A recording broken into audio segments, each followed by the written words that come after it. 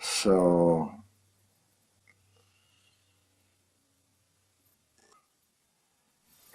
most of the real activity in all of this, of course, occurred BC, before computers. It started out as the telegraph operators they were on duty on Christmas Eve over the holiday. They had nothing to do. Nobody was sending a telegram out particularly. So they made up these pictures to send to each other from one telegraph operator to another around the country or around the world. And they sent them to each other. And that was teletype in those days. And eventually the radio amateurs were authorized to use teletype on the air. And so we started typing to each other. And of course, that meant we got a teletype machine to begin with, which meant that we probably had a thing that would punch tape and read tape. And so we found out that these telegraph guys who had been sending pictures for years before we ever got into it had tapes around in their lockers, and God, they were buried. I had them dig them out. You know, I went around and found guys that had them, and they would give them to me. I would get the tapes, the originals, and once we got it, we could send it to any other radio amateur anywhere in the world. So it was a kind of an exclusive group, really. It wasn't the average CB operator or anything like that. Right. Because we had to hook up a machine and figure out how to hook it up to our radio and build the circuits to convert the radio signal to the machine signal and vice versa. Every time you sent one, there were 20 guys out there all punching tapes of it as they received it. And they would then go on the air the next day and talk to their other friends and send them to them, and it went on and on. So it just grew like topsy. The computers have basically wiped it out, you might say. I mean, it's no big turn on for a young kid today. A young kid, I don't know how they would get interested in it. You know, they'd say, so what? You know, hell, I can do blah, blah, blah with a computer. So that time is gone.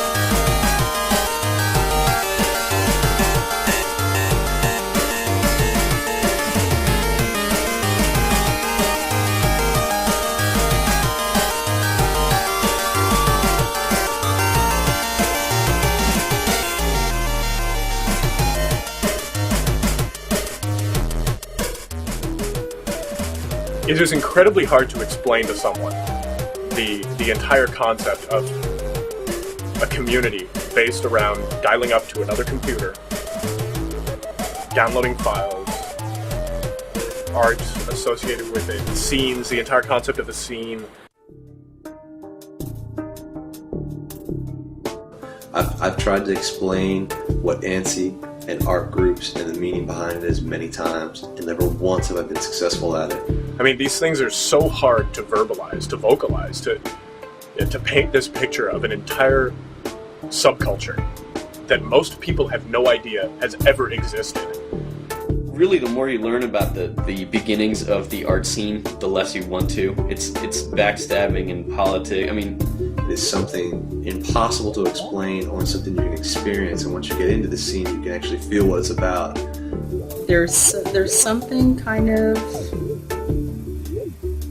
archaic but special about it.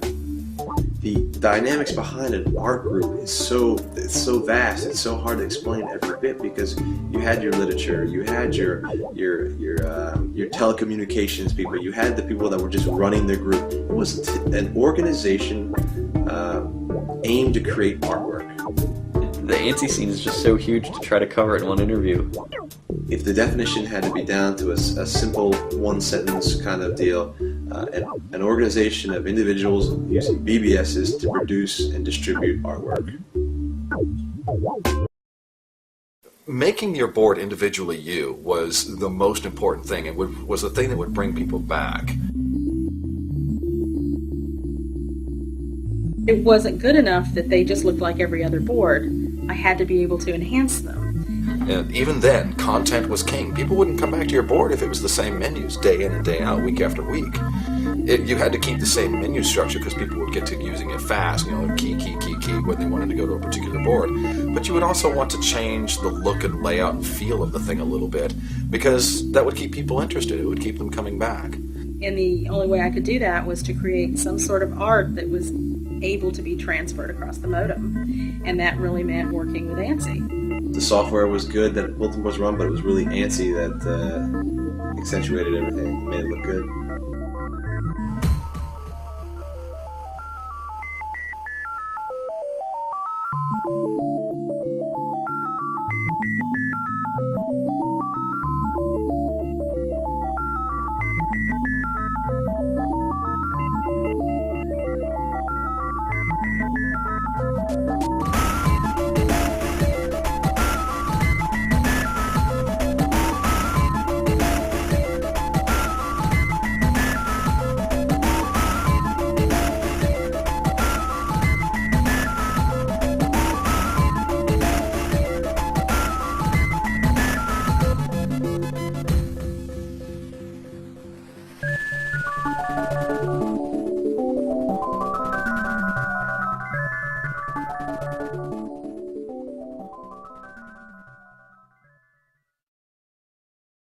There were user groups on CompuServe, and everybody pretty much had handles. And I didn't get this whole handle thing, but I was trying to learn.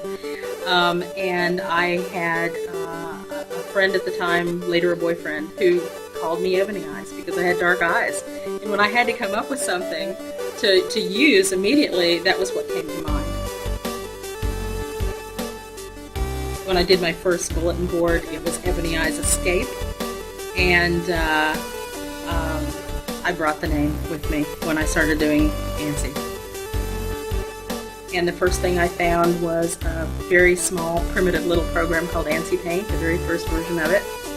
And I started playing with it, and I thought, I'm never going to be able to do this. It's these little boxes and things. I'm never going to be able to do this. It took a bit of creativity. It took a leap, yeah. And before I knew it, I started figuring out ways to create what, if you stood back a little bit, looked like pictures. You had to kind of stand back a little bit. And that's really always been the case with ANSI. The further back you stood, the better it looked. When I started, I used to start with a central design in the middle and then work out the ends and go back and forth and back and forth. I got to a point where I didn't ever do that. I would start in the upper left-hand corner and I would end in the bottom right-hand corner. I had an idea of exactly what I wanted, and I never went back to another line. I would go back a few spaces, but I never went back to another line, ever. Unless I was going back to add a signature, pull something out to add a signature or something like that. Because it isn't like you had this high-class HG colored laserjet that you could pop them to and just, well, let's just look at it that way.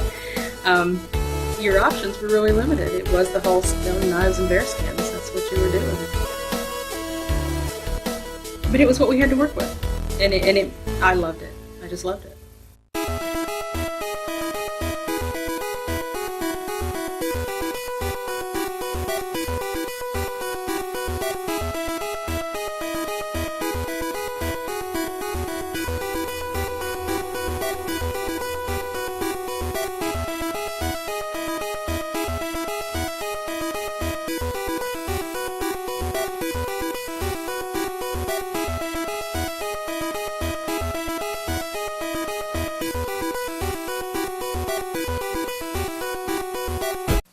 the very first ANSI that I saw that really amazed me was an ANSI by Chips Ahoy, right? And I was just like, Jesus Christ, this is amazing.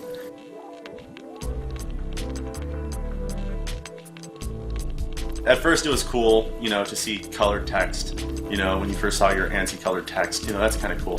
But then these people took it to a whole different level that I had never seen before. And it, you know, it motivated me because I had an artistic background, and I said, you know, how can I contribute to this is basically what I wanted to know. I don't know precisely when they, you know, were formed and who all the founding members were. I just know a few. I know that once I did join, I started calling out other boards, as I had been doing anyways the whole time, all over the world. And I started seeing other people who were doing really good artwork, and I said, you know, you should join Ace's Fancy Art. You have very good artwork. They would just basically draw an ANSI for the board, and it would stay on that board. It wasn't being sent out other places, other boards. That was an unheard of idea at the time. It was kind of like, okay, BBS such and such needs an advertisement. Here you go. And it would be stored on the headquarters site and that site, and that would be it. There would be no other redundancy there. After I joined the group, I would start going around just dialing boards at random. They didn't have to be an elite board. I found a lot of people that were kind of in the, you know, PD-ish type of scene, and just said, you know, your artwork is, you know, really good. You need to come join Ace's Fancy Art. This is great what you're doing. It was in September of 1990 that, how do I put it? Well, there was a couple things going on. First of all, the only two people that were local were myself and the Beholder, and the world headquarters of AAA locked out locals. And by accident or not, they locked out members of a group that they were headquarters for. And so that kind of made us go, well, how does this get overlooked, you know? And then we also kind of decided, you know, who's doing all the work for this group now? And it was us. So we decided to form this group. ANSI Creators in Demand just kind of, basically kind of popped in my head, you know, we were just throwing around ideas, and I'm like, ASCII, and the name did come before the acronym, of course, but they both kind of popped in at the same time. And I was on the phone with Grim at the time. He's like, that's it. Yeah, that's what we're going to call it. And then ICE actually formed as sort of a response to ACID, not really, you know, just to get ACID, but it was sort of a second group. And there was really ugly early politics before our first pack. The first ICE pack was in August of 1992. I probably saw my first ICE pack in late 92, which is right after they started releasing, maybe early 93. And that really blew my mind. I hadn't seen an ASCII pack, and just seeing it just, you know, just sort of like made me decide that no matter what, I was going to get an ICE. And so that's when I really started doing ANSI seriously. And I eventually had to beg my way into ICE trial. I was talking to Metalhead, who at the time was like the big ICE guy. It was me, Force 10, Tempest Sales, and Lord Mischief. And they all slowly dropped off. And I became pretty much the person that was active as staff. And probably for about a year, I was pretty much the person that was active as staff, and the person making decisions, and the person dictating what was going on. And then eventually, I brought some other people in, and some other people got brought in as some of the older staff members got active again. So I was talking to him, trying to, you know, I talked to him on the phone. I was like, you know, networking with him, trying to get my in with ICE. And Christmas Eve of '93 was when I gave him a new ANSI. I gave him one that he said was pretty good, and then I gave him this new ANSI, and he said, I remember he said, "Did you draw this?" And I said, "Yeah." He said, "Okay, you're in ICE." So that was how I got in the group.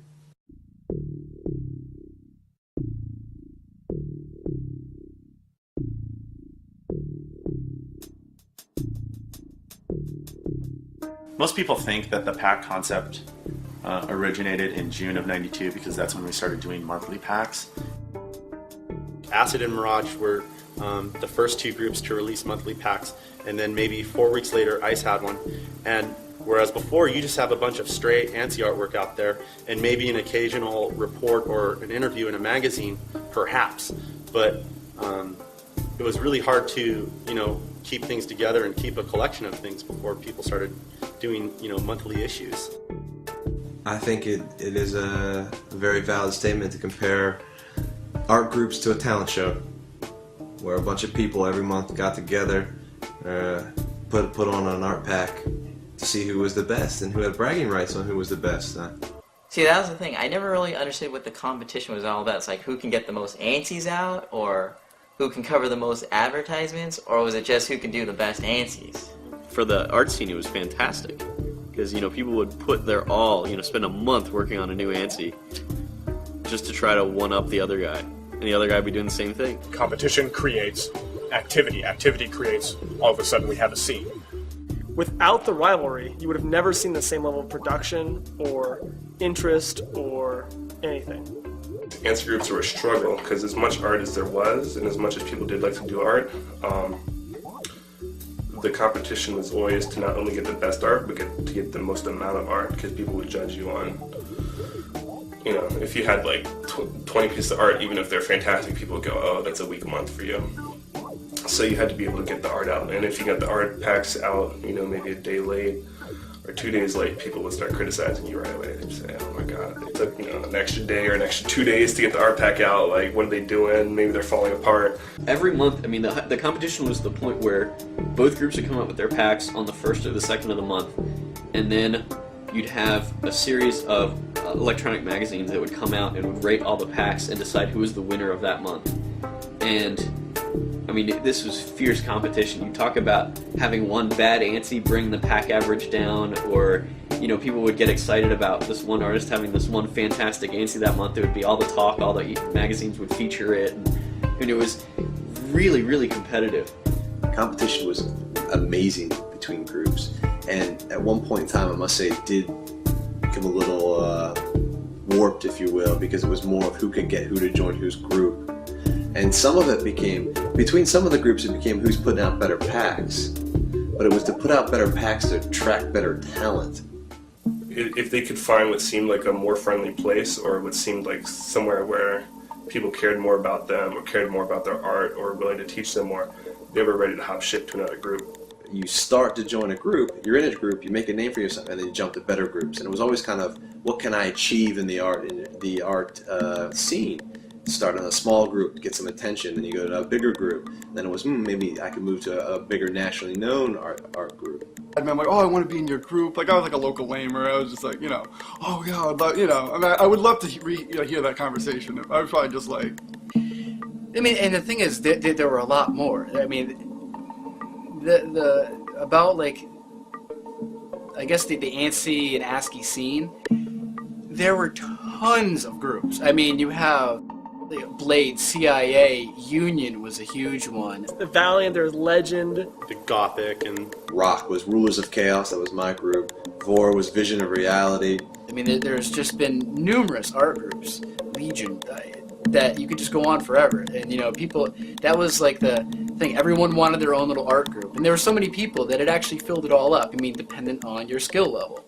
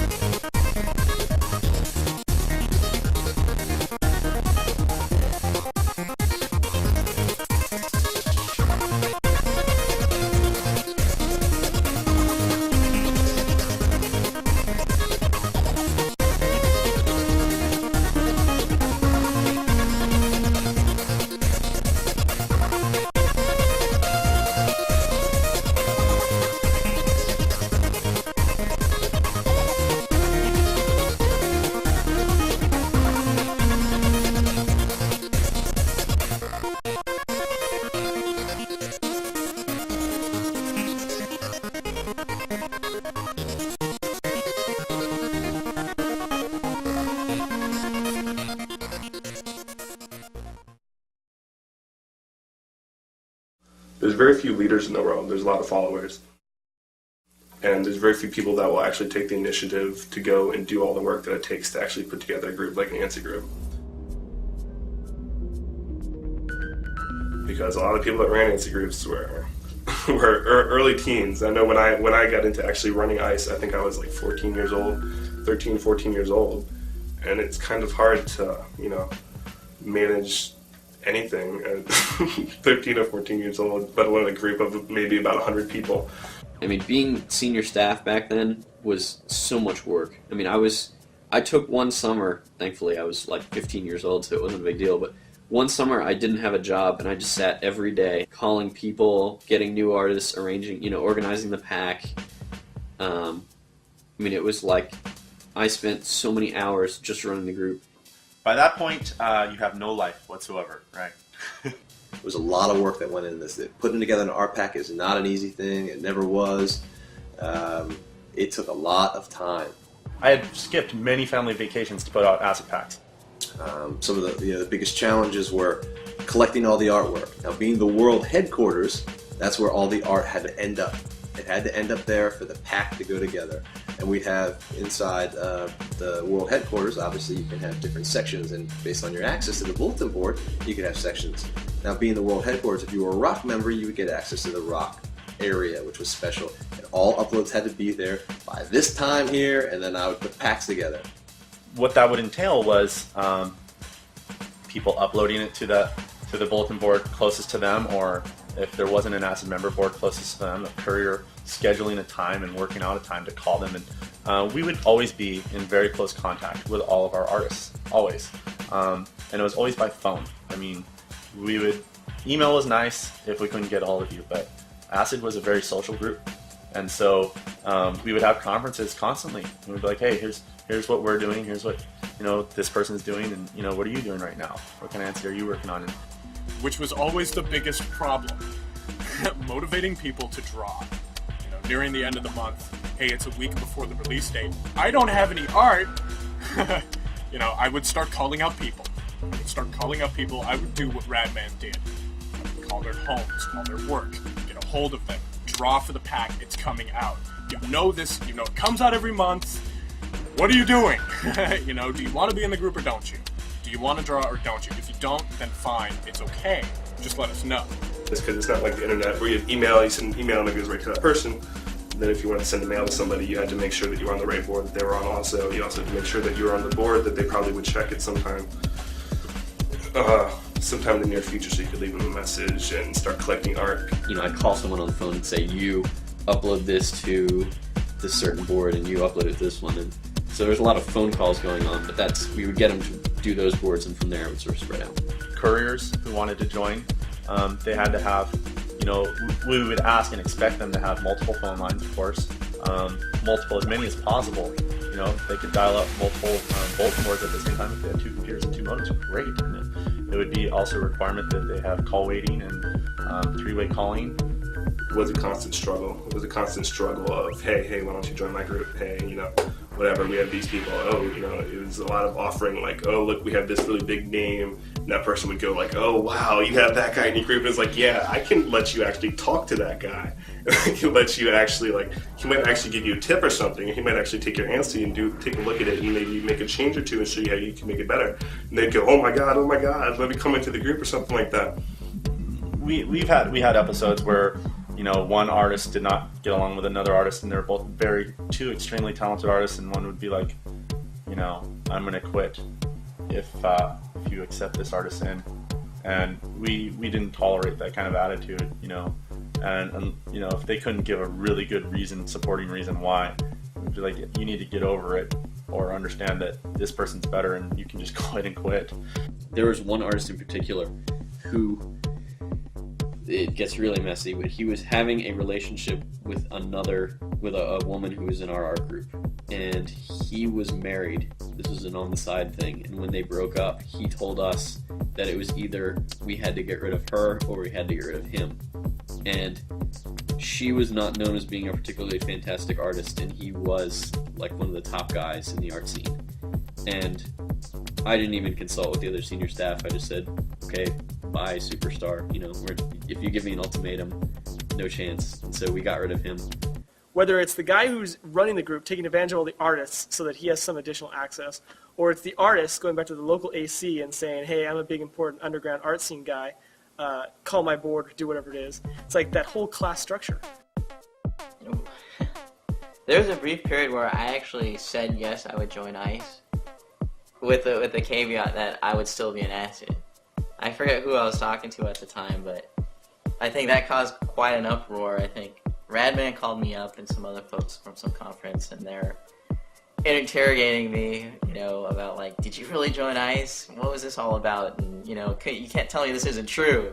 You know, he seemed really heartbroken by it, and so I said, yeah, there was this time, there was this call, and this guy, I forget the guy who asked me to be, and he's like, it's cool if you're still an ASCII, just be an ICE and just put, you know, make us a logo every once in a while.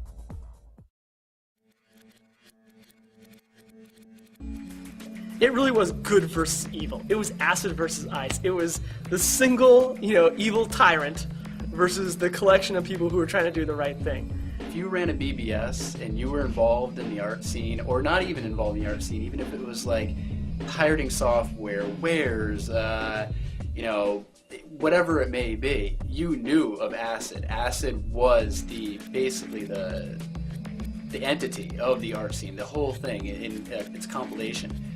I don't know if everyone saw it that way, but I think there was that whole theme underpinning a lot of what happened. ASCII always won. ICE was always number 2, no matter what they ever did. Do you think it was their fault, or just ASCII was that good? No, it was just that, you know, ASCII was always one step ahead of ICE. Like, and ICE just, you know. Yeah, my thought is, one of the clips that you played for me about ASCII always being a step ahead of ICE, I believe this to be totally untrue. I'd just like to get that on tape. ASCII! Yeah, I mean, yeah, I like ICE. I like ICE the most. I mean, they're the most popular ones. I mean, ICE came out with some great stuff, but even if they had a great pack that month, they just still didn't have the history ASCII had. And while ASCII was very good, I really think it was pretty much an even battle between the two. I've been believing that ASCII was pretty much at the center, pretty much of an evil group. ASCII has always basically been number 1. That's what it amounts to. It's never been questioned. ICE questioned it. Well, we're number 1. No, you're not number 1. ASCII is number 1. ASCII will always be number 1. ICE rules, ASCII sucks.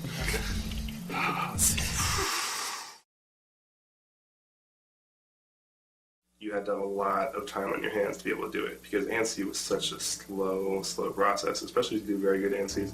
It was a very slow process. You know, I work half an hour here. Sometimes I'd get like a whole stretch of like 5 hours in a row. Like I just surround my computer with, you know, munchies and whatnot, and I just haul on it. And then, you know, some of the pieces, like the bigger ones, like they're like 600 lines, which is pretty large. You know, it took me months. You know, doing this every so often, I'd make something else, and I'd probably be making something else at the same time. The longest ANSI that I ever worked on, I think, was actually 2 months of really like working on it, not just like 2 months where I'd have like 2-week breaks in between, but I would really like, you know, be doing a little something to it every day. And it took me 2 months to finally get all the blocks right, and, you know, get all the colors in each block right, and get the little shading between it and everything. What made ANSI was like how creative you were with it. You almost had to like trick it out into doing things that you wanted to do. Because, I mean, it wasn't just a matter of placing blocks. Like, you had to know, I mean, it was a while ago, but you had to know, like, to truly be a good ANSI artist, you had to do a few of them. Like, even if you were very talented, a talented artist, probably, I would say, a third of any ANSI is just being technical enough to know how to trick the ANSI code into creating, like, the effect you wanted to create. We had 15-inch monitors, which are 14 or 15, which were like, you know, pretty much standard. You know, that was what you had. And so the screen was obviously cut down in size. Now, whenever I drew a piece, sometimes I would sketch something out on like a piece of paper and, you know, and go from there just so I can get the general concept of it and then translate it to the ASCII or ANSI. But then one day I totally like neglected my computer. You know, like people like clean them off like constantly, you know, fingerprints annoy the hell out of me. Well, I let the actual dust build up on my screen, so there'd be a film of dust all on there. And it was like, I mean, it's a horrible thing to do to your computer, but what I would actually do is take that dust and I would trace in a logo or start a picture. So then it would have it in the dust, and all I had to do is trace it with the actual ANSI characters. They use different characters on the keyboard to sort of represent a 4, the way a 4 is shaped. They can use that to make a curve or something like that, or a B would be it's shaped like this, and that would sort of be a curve going down, you know what I mean? And they'd have dollar signs and things like that to really bring out textures. What it is taking away the restriction of a letter and turning it into art, basically. It's can I take an A and can I remove, let's say you take a capital A, so you have the upside down V with a cross through it, right, a bar. Let's say, can I take away the bottom half of that and have it still look like an A? Can I stretch it out, make it oblong? Can I make it, how can I twist and shape this letter to suit my needs and what I want this piece to look like and still have it somewhat legible? As you progress, you stop looking at it so much as letters, but more of this is the foundation of what it will look like in the beginning, and then in the end, this is what it's going to look like. It's more of a foundation. The letters are a foundation. They're not the main point of the piece, so to speak.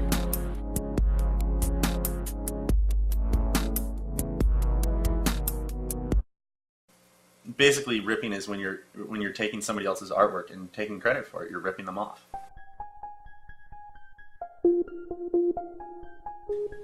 To rip someone's artwork was a huge, huge problem. It can be as simple as just changing out the name and putting your name on it, and seeing if you get away with it. And style ripping is a very huge aspect of the ASCII art. Style ripping is almost like committing murder in the scene. Ripping was probably through the art scene. That was the lowest form of art. Actually, taking somebody else's piece and manipulating it so it's yours, but it's really not. I actually experienced a time when one of my members stole a font from another group and put it in our pack with his name on it. And I sent that out to everyone, all our distribution sites, everyone to review and rate. And someone came to me saying, your member's stealing. What are you talking about? Now, there were so many art groups out there at the time. There was no way in hell that I was going to be able to check everything. I had to take the word of the person. Did you create this stuff? And it was pretty obvious. You don't submit something that's not here. The ethics. And this person specifically did. And I remember in the next month when I found out, formally apologizing to the group, saying, I'm sorry this happened. I was unaware of it. I would not do that. That's not what we're here to do. We're here to make incredible art and try to recruit people to have a good time, but to provide high-quality art. And I apologized. And I remember writing apologizing and then telling him to fuck off out of the group as well. We always had rumors of people ripping, and we would always have to investigate it. And generally, I would go into it siding with the ice artist and looking for conclusive evidence that they actually did something wrong. Because a lot of times I think the ripping charges were definitely, people got really overworked over something that was really small. People were so adept, they would be able to sit there and notice those things, like a basic line structure, or even down to the point of where the character strings in order to make a curve. Some people would use a pound sign that goes to a power sign and so on and so forth.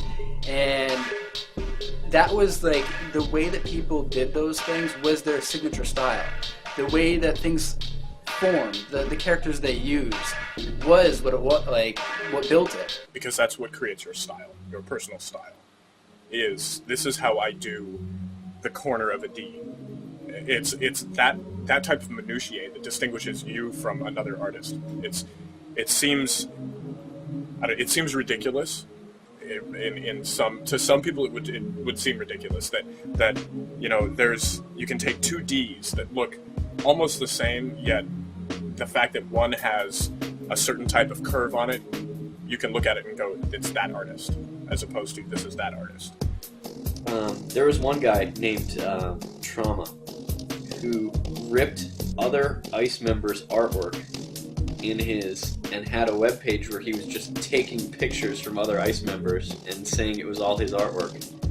And another senior staffer, Mass Delusion, his way of dealing with that was to call the kid's dad and tell them that his son was infringing copyrights on the internet, and his dad wrote a check to pay, and his son lost net access for a while. But then Trauma came back and reapplied to the group with a different name, and I was looking through his personal information, and I remembered his phone number because of that episode where we were calling his dad, and I looked it up, and it was him reapplying with more ripped artwork to get back into the group again.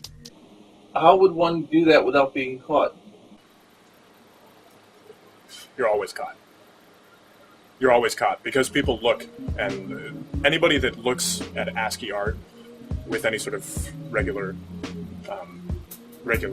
basically, they would know. They would know. I mean, entire packs have been devoted to pointing out that this person's style ripped this person. Chances are, if you're ripping off an acid ANSI, somebody's going to know, and we're going to find you pretty quickly, and we're going to find out everything about you pretty quickly, depending on what you're trying to do and what you're trying to gain from passing yourself off as an acid artist. Because basically what you've done is you've taken something that someone has created out of their own mind and taken it from them. It's like taking their child. Yeah, so I was never a huge artist. My main function was to organize the members of groups. And at this point in time, there was another group called Triad, Canadian group, and we started getting communications from them here and there. And they actually approached us and said, we're looking to expand. And they were having problems attracting U.S. members. So all of a sudden I started talking to their president and vice president on phone calls. The issue was, how do we merge the group and keep our name? How do we keep rock? We've got a name for ourselves. What can we barter? And this one in the negotiating skills. It's quite amusing to be a 17-year-old negotiating with someone in Canada about how you're going to merge an art group, who gets what and why. And some of the things that were negotiated were the world headquarters. That was very, very, very important to these guys. They wanted world headquarters. So my board, too fucking hostile, I gave it up and said, you can have world headquarters. Okay, we want to keep our name. What do you think about that? Whew, that was a sticking point. So after negotiating and back and forth, kept the name Rock, merged them together, gave the Canadian headquarters to them. They had a Canadian headquarters and they had a world headquarters. My board became the U.S. headquarters. There was dual presidents. I was a president along with another guy. The one main thing that was very, very cool is that somehow I got to keep the name, and I managed to keep control of releasing the packs. But it's quite amazing to think about, these people in art groups negotiating mergers and acquisitions with artists and art groups. I always find that quite amusing.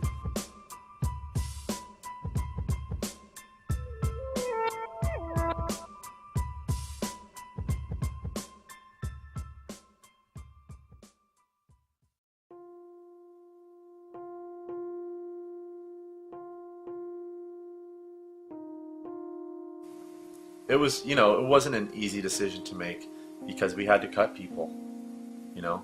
We had to say, we're not doing this anymore.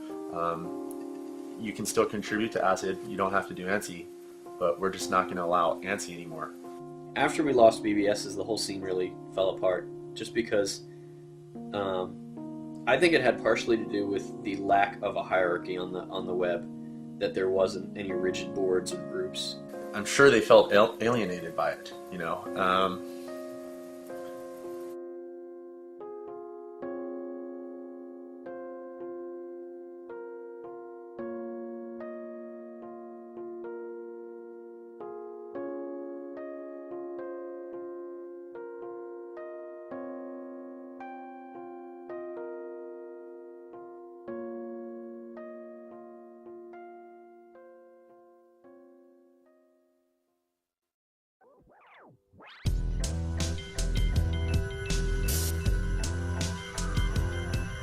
for a long time, I've always, I guess worried maybe isn't the right word, but hoped that what happened wouldn't be lost, because I think it's historically significant in a lot of ways, the whole BBS scene in general.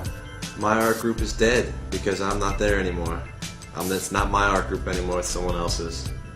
I'm talking to all these people all over the world with, like-minded ideas who are really interested in computer art, specifically ANSI art. What more could you want? I mean, it just sounds insane. I mean, the whole community sounds absolutely insane when it's heard by somebody who really has never heard or known about BBSs and what possibly goes on with online communities. There was rivalries based on like nothing but I want to be. I can't really explain it. See, that's how complex it is. I really couldn't put it in words. It has been so important to so many people for so long. And it really does belong on museum walls, as far as I'm concerned. It's almost incomprehensible how much time and effort was spent on drawing little colored blocks. I mean, I know that in the later days it sort of became popular to talk about doodle boys and doodling ANSI and things like that and sort of demean it in a fun way. But I mean, really, it is a silly pastime in a silly medium that has no practical use whatsoever, other than to maybe get yourself, 10 or $15 from someone who will pay for your ANSI or to get your access to wares. Dude, I got 40 to 50.